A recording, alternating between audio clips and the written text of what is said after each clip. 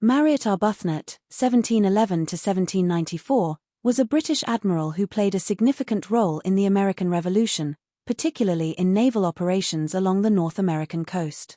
As Commander-in-Chief of the Royal Navy in North America, Arbuthnot was responsible for overseeing British naval strategy and supporting military campaigns during a crucial phase of the war. His leadership and confrontations with American and French forces had a lasting impact on the conflict. Early career and appointment.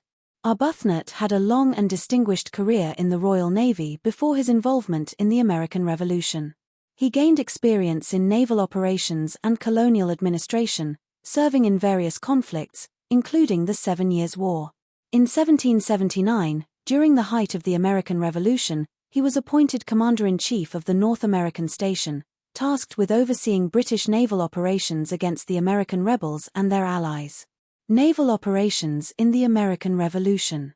As the British naval commander in North America, Arbuthnot was responsible for protecting British supply lines, enforcing naval blockades, and supporting land operations. One of his key responsibilities was coordinating with British Army commanders, including General Sir Henry Clinton, to suppress the American rebellion. Siege of Charleston, 1780. One of Arbuthnot's most significant contributions came during the Siege of Charleston in 1780. Working alongside Clinton, he led a naval blockade that prevented American reinforcements and supplies from reaching the city. His fleet played a crucial role in the successful British capture of Charleston, which was one of the greatest British victories of the war. The fall of Charleston dealt a severe blow to the American cause, leading to the capture of thousands of American troops.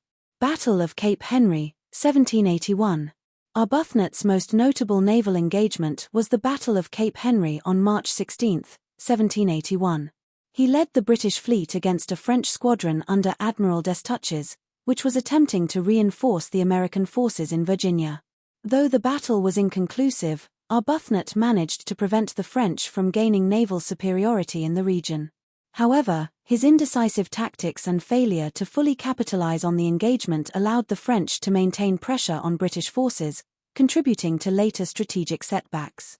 Conflicts with British Army leadership.